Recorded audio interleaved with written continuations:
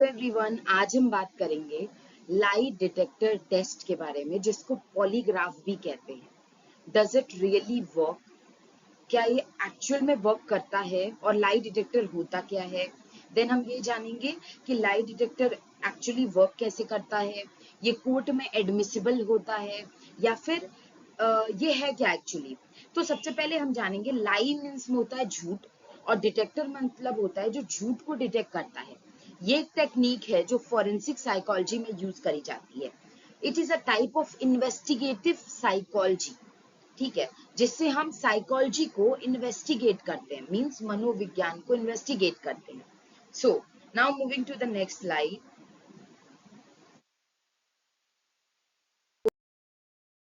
Okay, what is polygraph test?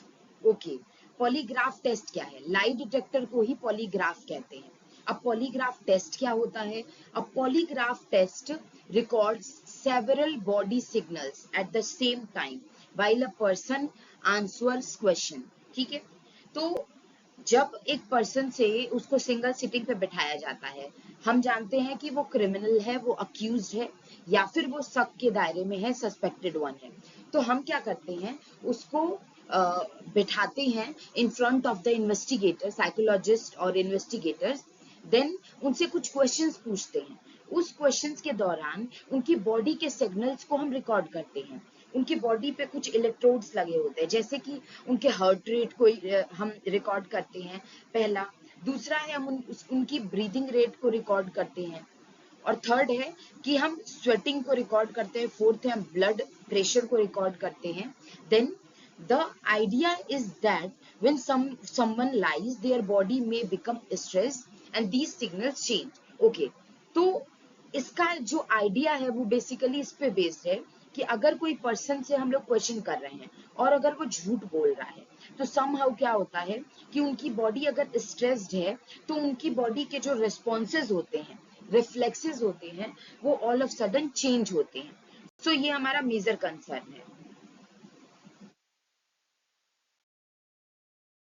How the test works actually. तो सबसे पहले हम जाने कि लाई डिटेक्टर टेस्ट क्या होता है।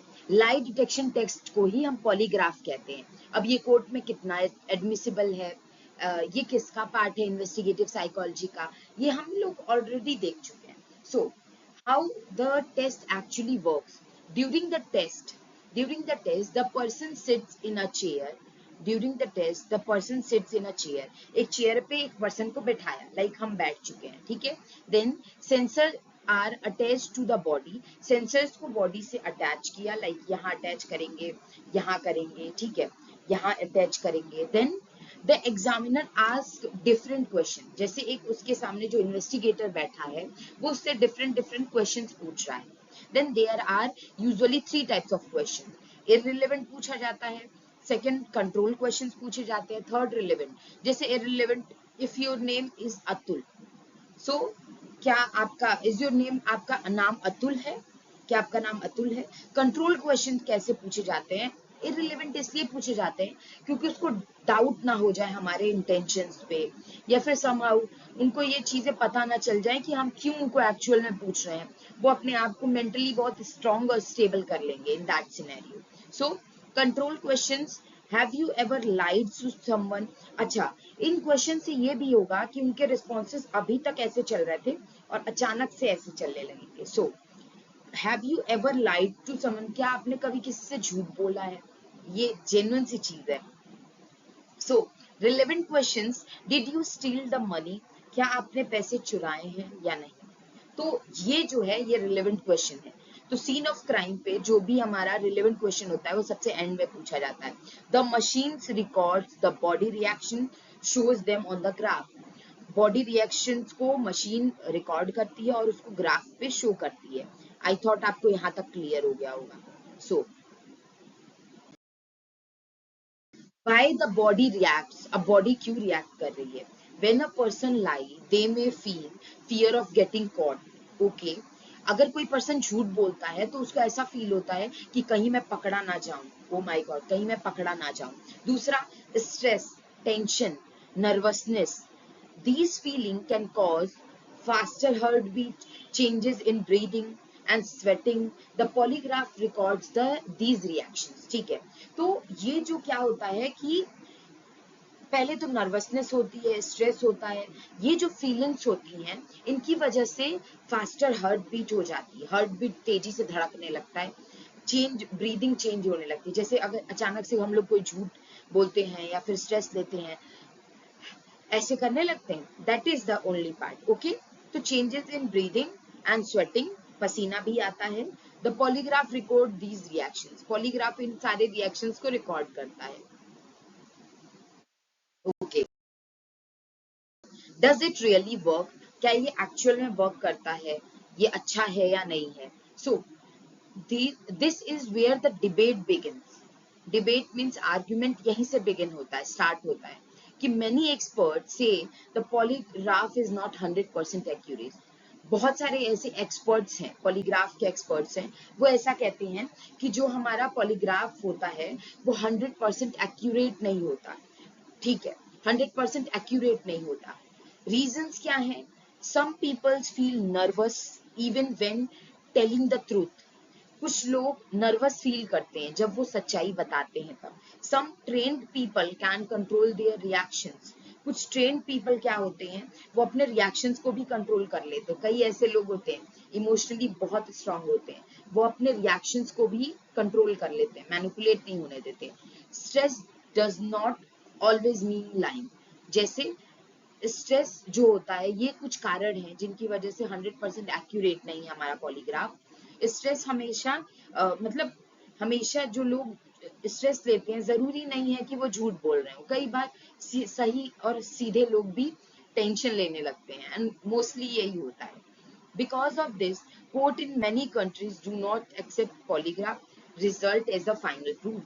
रिजल्ट फाइनल प्रूफ की तरह पॉलीग्राफ को कई बारी कोर्ट ऑफ लॉ में बहुत सारी कंट्रीज में मतलब एक्यूरेट नहीं माना जाता। These are the only specific reason.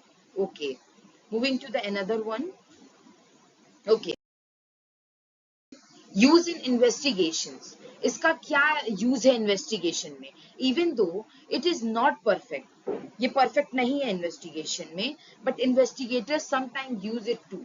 Investigators कभी कभी इसका यूज भी करते हैं। Get clues in a case, check suspects reaction, suspect के रिएक्शन को चेक करते हैं।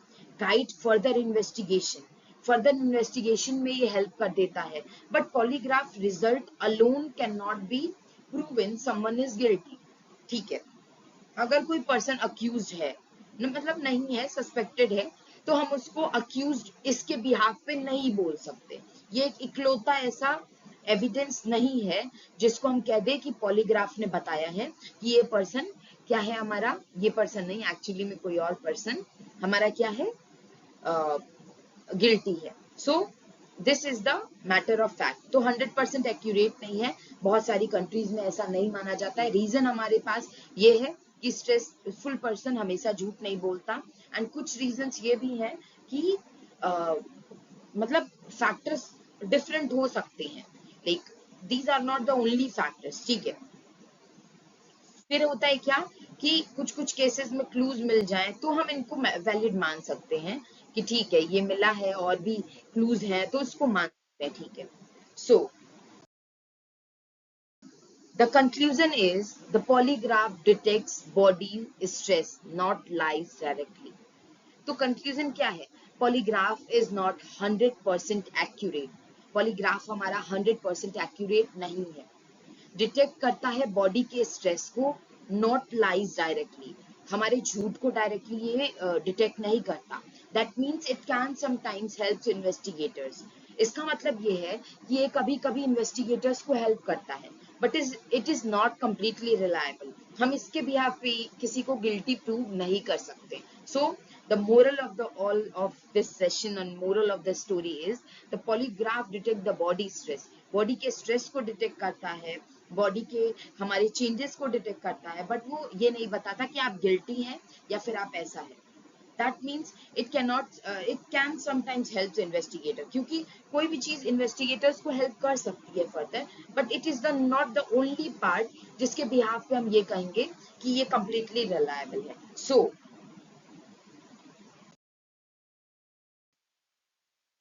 Further, moving to the next slide. Thank you so much for watching. This is Shreya Forensic Hub, and hopefully forensic के बहुत सारे videos मुझे अभी बनाने हैं एंड आपको फोरेंसिक से बहुत सारी लर्निंग गेन करनी है. सो बने रहिए यहीं पे and stay tuned for more. This is Shreya forensic hub and thank you so much for watching and love you all. और सब्सक्राइब करके जाना अगर समझ में आया है तो.